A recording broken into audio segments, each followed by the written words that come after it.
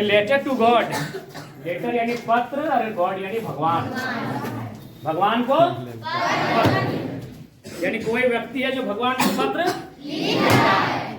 तो जेन्युइन सी बात है, पत्र दो प्रकार के होते हैं, फॉर्मल लेटर, इनफॉर्मल लेटर।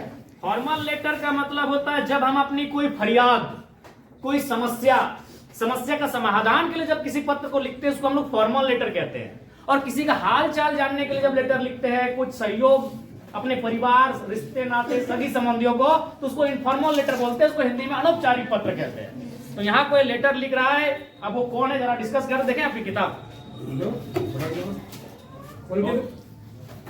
पास है?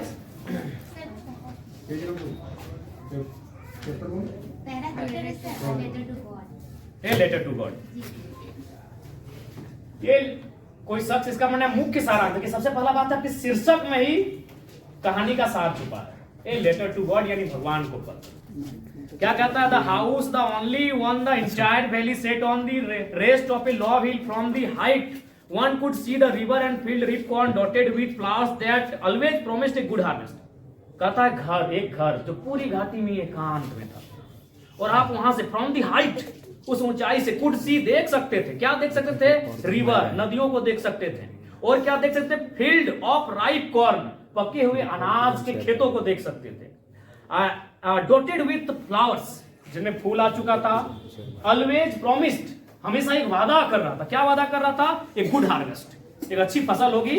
यानी एक घर है, एक गांव है जिसमें एक घर है जिसको आप ऊंचाई से देख रहे थे, उसके चारों तरफ खेत हैं और उसमें जो छोटे छोटे फूल हैं वो वादा कर रहे हैं कि अच्छी खेती होगी। The only thing the earth needed was a downpour of or at least a shower. उस खेत को बस एक चीज की आवश्यकता थी। द ओनली थिंग नीडेड, क्या थी वो आवश्यकता? शॉवर। शॉवर मतलब नहाते हैं, हल्का सा बूंदा बूंदी, यानी हल्का सा पानी का बूंदा बूंदी हो जाए तो धन्य हो जाए।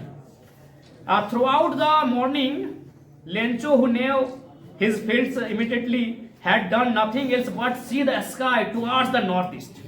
लेंचो ने कुछ नहीं किया, बस आकाश को निहारने लगा। क्योंकि किसान जब भी बारिश की आवश्यकता होती है आकाश की ओर देखता है, बहुत सारी आस्थाएं हैं कोई कि भाई क्या हो रहा है।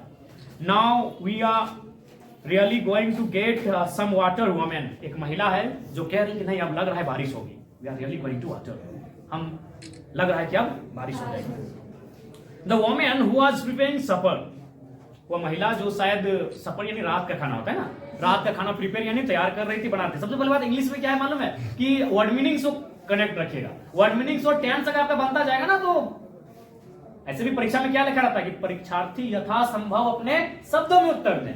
हुबहू आपको नहीं, बस मेलना चाहिए और एकदम सुंदर होना चाहिए। तो आपको सेंटेंस और वर्ड मीनिंग आना चाहिए, आप फिर लिख लोगे। इज एम आर का प्रयोग कहां होगा, वाज वेयर का प्रयोग कहां होगा, सेल विल का प्रयोग कहां होगा, हेल्पिंग वर्ब कौन है, मेन वर्ब कौन है, सब्जेक्ट कौन है, ऑब्जेक्ट कौन है। अगर ये सारी चीजें आप पकड़ लिए तो फिर इजीली इंग्लिश आपका हिंदी बन जाएगा। तो एक महिला, the woman who was preparing supper replied, yes God willing, भगवान की। The older boys were working in the field, older यानी बड़े बच्चे, वर्किंग मतलब काम कर रहे थे, फील्ड यानी खेतों में। While the smaller were playing near the house, जबकि जो स्मॉलर यानी छोटे थे playing खेल रहे थे, near यानी सामने, house यानी घर के बगल में। Until the woman called to them all, और ये कब तक? जब तक उस महिला ने जो खाना पकाया था उनको आवाज नहीं दी, कॉल यानी बुलाया नहीं था। जब तक उसने आवाज नहीं दी थी, बड़े बच्चे खेतों में काम कर रहे थे और छोटे बच्चे खेल रहे थे। हाँ, they were working and they were playing. In the northeast, huge mountains of clouds could be seen approaching. Approaching मतलब क्या? Approach सामने आना, दिखना। तो फिर क्या हुआ? एक दिशा से, नॉर्थ ईस्ट की दिशा से लगा कि अब बारिश की बूंदे, बादल वो तैयार हो रहे हैं, वो दिख रहे हैं, वो सामने आ रहे हैं। The air was fresh and sweet, जो हवा चल रही है वो बहुत ही फ्रेश है और स्वीट है। The man went out for no other reason than to have the pleasure of feeling the rain on his body. क्योंकि बारिश का समय था तो फीलिंग मतलब उस बारिश को फील करने के लिए आया। बहुत इंतजार था, उत्सुक था, एक्साइटेड था। तो एक मैन, अभी मैन यानी लेंचो, वो जाता है उस बारिश को अनुभव करने के लिए। There are not rain drops falling from the sky, they are new coins. Correct, these are not rain drops, ये केवल बारिश की, रेन ड्रॉप्स यानी बारिश की बूंदे, ये केवल बारिश की बूंदे नहीं है। फेलिंग मतलब गिर रही हैं, फ्रॉम द स्काई, आकाश से गिर रही हैं। They are new coins, new यानी नया, कॉइन्स यानी सिक्के, ये नए सिक्के हैं, ये केवल बारिश की बूंदे नहीं है, ये नए सिक्के हैं। वो कौन कह रहा है? लेंचो कह रहा है कि ये केवल बारिश की बूंदे नहीं है, ये नए सिक्के हैं। The big drops are 10 cent pieces and the little ones are 5. कहता है जो बड़ी बूंदे हैं वो 10 हैं और जो छोटी बूंदे हैं वो 5 हैं। With a satisfied expression, satisfied यानी संतोषजनक, expression यानी हाव भाव, यानी एक संतोषजनक हाव भाव के साथ। He regarded the field of ripe corn with its flower draped in a certain of rain, but suddenly a strong wind began to blow and along with the rain very large. तभी अचानक क्या हुआ कि बारिश की बूंदें वो क्या हुई? वो तूफान का रूप धरने लगी। वो आंधी के रूप में, स्टॉर्म मतलब क्या? आंधी, तूफान, वाइंड यानी हवा, वो हवा आंधी बनने लगा, वो तूफान के रूप में बनने लगा। The boys exposing themselves to rain out there collect the frozen balls. तो हम लोग भी क्या करते हैं जब बारिश में पत्थर उतर आता है चुनने के लिए चले जाते हैं, तो बच्चे भी चुनने के लिए चले गए। It's really getting bad now. अब धीरे धीरे चूंकि वो बारिश बहुत ज्यादा बढ़ने लगी तो बेड हो गया, बुरा हो गया। वो उम्मीद क्या था कि बूंदा बूंदी होगी, अब अचानक बहुत ज्यादा तूफान आएगा तो भाई खेती के लिए तो कष्टकारी होगा। I hope it passes quickly. Rancho कह रहा है आई होप कि मैं आशा करता हूं इट पासेस क्विकली, ये बहुत जल्दी पास करता है। वो कह रहा है कि बहुत जल्दी पार कर जाए, भाई हम आशा कर रहे हैं ये बहुत जल्दी यहां से गुजर जाए।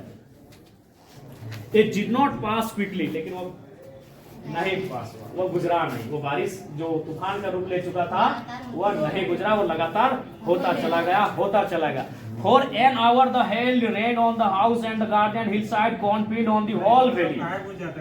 1 घंटा कंटिन्यू वो तूफान 1 घंटा चला और उसका असर खेतों में, मैदान में, सभी जगह दिखा। Not a leaf remained on trees. पेड़ों पर अब पत्ते तक नहीं बचे, इतनी तूफान। पेड़ों में जो पत्ते थे वो भी झड़ गए। The corn was totally destroyed. Corn यानी अनाज, डिस्ट्रॉयड यानी बर्बाद हो जाना। जो अनाज था वो सारा का सारा बर्बाद हो गया। The flowers were gone from the plants. जो फूल थे वो प्लांट्स यानी पौधों से चले गए। कौन यानी चले गए बारिश के कारण। Lencho's soul was filled with sadness. Soul मतलब यहाँ अंतरात्मा से, अंतरात्मा यानी मन को ही मान लेते हैं कि लेंचो का मन दुख से, तकलीफ से भर गया। बारिश बहुत ज्यादा हो गई, लेंचो का मन दुख से, तकलीफ से भर गया। When the storm had passed, जब वो आंधी पास हो गया यानी गुजर गया, he stood in the middle of the field and said to his sons. जब वो आंधी गुजर गया, लेंचो खेतों के बीच में आके खड़ा हो गया। Stood middle यानी मध्य में आके खड़ा हो गया। And said और कहा to his sons अपने बेटों से, क्या कहा?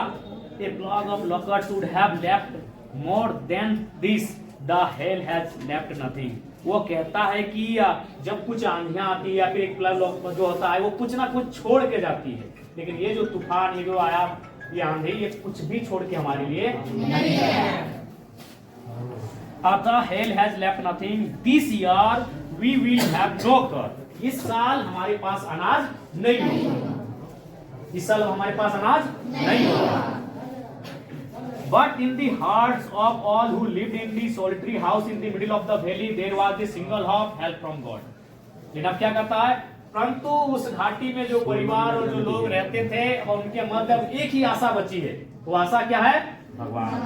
क्योंकि हर किसी को एक अदृश्य शक्ति प्रेरित करती है कि कोई है जिसने ब्रह्मांड को बनाया है। तो इस कहानी में लेंचो तो सब बर्बाद हो चुका है, अब उसकी आशा ईश्वर पर आकर टिक गई। अब क्या होता है? Don't be so upset even though this seems like a total loss, remember no one dies of hunger. उसने कहा कि उदास मत हो, भूख से कोई नहीं मरता है। उदास मत हो, भूख से कोई नहीं मरता है। All through the night, पूरी रात लेंचो thought anything, सोचा thought only of his one hope, केवल अपने आखिरी उम्मीद के बारे में लेंचो ने सोचा। Lencho was an ox of a man. Ox का जब हम प्रयोग करते हैं यानी भोला भाला इंसान को, टाइगर यानी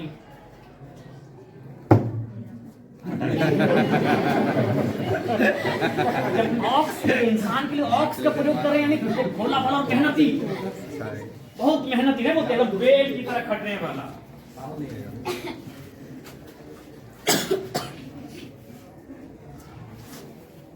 लेंचो वाज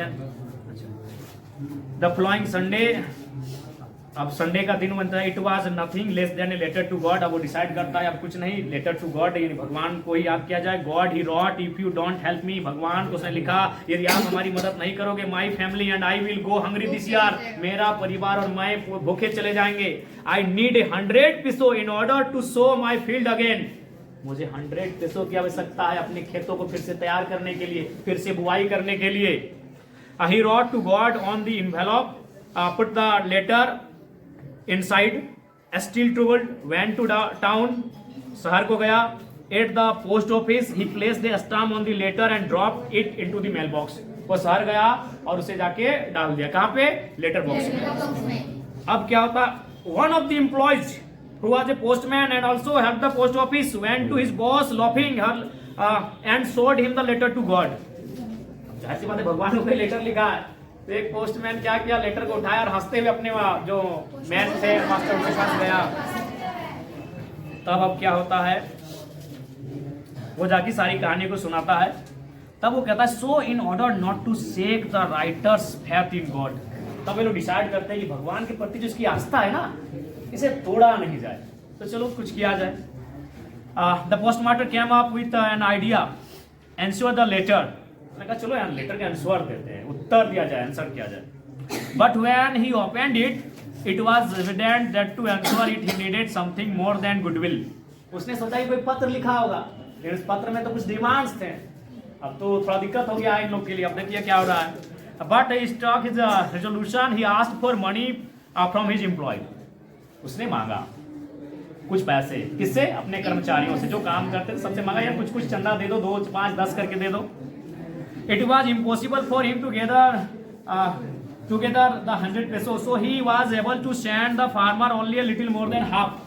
ये संभव नहीं था कि वो 100 peso जुगाड़ कर दें, लेकिन उन्होंने प्रयास किया और आधा से ज्यादा यानी 70 peso उतना तो उसने मैनेज किया और उस लेटर में डाला और उनको भेज दिया।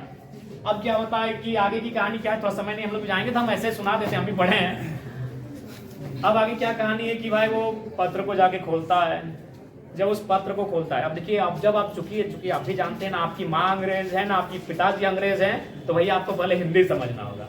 हम इंग्लिश में पीएचडी कर रहे हैं, लेकिन हम फिर भी कहते हैं कि हम उतना इंग्लिश में एक्सपर्ट नहीं है, और इसमें ये शर्म की बात नहीं भाई, चूंकि मेरी माँ अंग्रेजी नहीं, मेरे बाबूजी अंग्रेजी नहीं, तो पहले उसको हिंदी में अपने माइंडसेट मिलाओ कि वो जाते हैं, पत्र को खोलता है, मिलता है। अब क्या पता चलता है कि भाई यहाँ तो 70 peso है। अब वो आग बबूला हो गया, अब आग बबूला होना यानी एंग्री, तो आप लिख सकते हैं ही बिकेम एंग्री। आपको किस वर्ड मीनिंग को जानना है, ही यानी वो, बिकेम यानी बन गया, एंग्री यानी क्रोधित हो गया।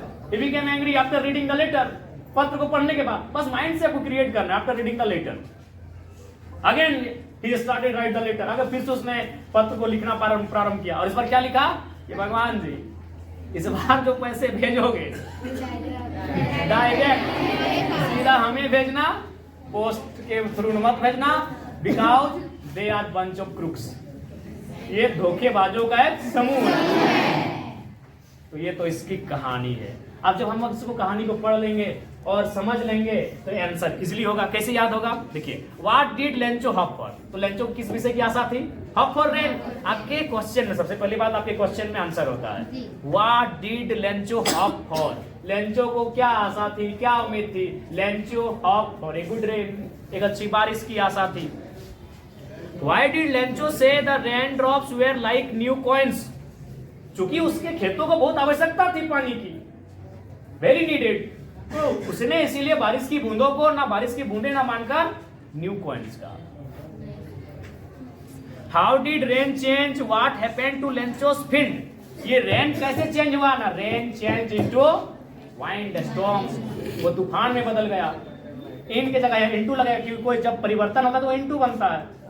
थोड़ा सा इन कहा, ऑनटू कहा, इनटू कहा, ये थोड़ा सा माइनर चीजें आपको ध्यान में रखना होगा। इनटू का प्रयोग होगा क्योंकि वो चेंजिंग हुआ। अब क्या होता है what happened to Lencho's field, Lencho के खेतों का क्या हुआ, हैपेंड मैंने होना, क्या हुआ, डिस्ट्रॉयड, कवर्ड, पूरे ढक गए बर्फ से। तो बस वर्ड मीनिंग को रखना है, सेंटेंस को रखना है, टेंस को रखना है कि क्या V1 का प्रयोग हो रहा है, V2 का प्रयोग हो रहा है, V3 का प्रयोग हो रहा है, उससे पहले इजेमार आ रहा है या उसमें वाज वेयर का प्रयोग हो रहा है। बस कुछ ही चीजें हैं जो आपको इंग्लिश में बेहतर, थोड़ा बेहतर। हम नहीं कहेंगे भाई परिपक्व पूरा हो जाना, ये क्योंकि हमारी माँ दादी नानी कोई अंग्रेजी नहीं पढ़ी है, तो बेहतर हो सकते हो। आगे सवाल है, what were Lencho's feeling when the hail stop? Lencho total loss. क्या फीलिंग हुआ? सब चला गया, इस साल हमारे पास कुछ नहीं बचा, नथिंग लेफ्ट, हम भूखे रह जाएंगे। ये सब तो उसके फील हो रहा था, बस उनको इंग्लिश में तब्दील कर देना है। Who or what did Lencho have felt in what did he do? किस पे उसकी अवस्था है? एक लाइन का आंसर है।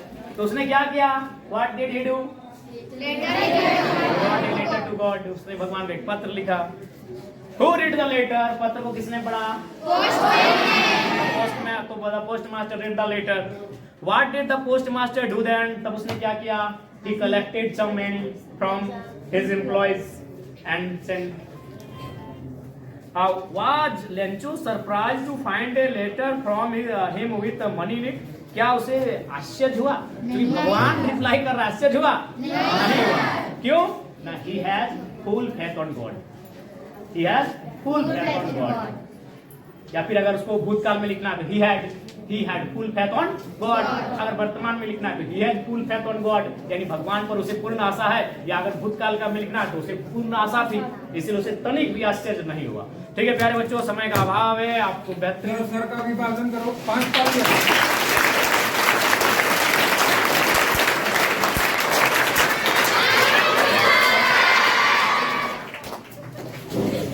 जयराम माता कैसा लगा आपको? क्या नाम हुआ आपका? रूमी परवीन। ठीक, थैंक यू। होने में 25 साल का समय लगेगा। गलत बोल रहे क्या? इसलिए याद रखिए, अगर आप पीछे गए, आप माइनस हुए, आपका परिवार 25 साल पीछे जाएगा, 25 साल माइनस होगा। इस बात को सबसे महत्वपूर्ण, सबसे गंभीर बात यही है, आपका बैक होना, आपका पीछे जाना, आपका माइनस होना, आपकी फैमिली का एक पीढ़ी का माइनस होना। क्योंकि आप अगर माइनस होते हैं तो आप उम्मीद लगाएंगे अपने अगले जनरेशन से, और अगला जनरेशन मतलब आपके बच्चे। अरे अभी आप बड़े नहीं हुए हैं, 25 साल का समय लगेगा। इसलिए अगर जितने लोग हैं उतना काम भी है। आप अपने आप को किसी काम में एक्सपर्ट जरूर बनाइएगा, और वो तभी होगा क्योंकि आप अपनी बुनियाद रखेंगे। ये बुनियाद है आपकी, 10th जो भी स्कूली शिक्षा ये आपकी बुनियाद है। ठीक है, इसलिए हमारी ओर से आपको 10वीं क्लास बोर्ड एग्जाम की बहुत सारी शुभकामनाएं। अभी कौन सा चैप्टर आप पढ़ रहे थे? 10 मिनट क्लास ले लेते हैं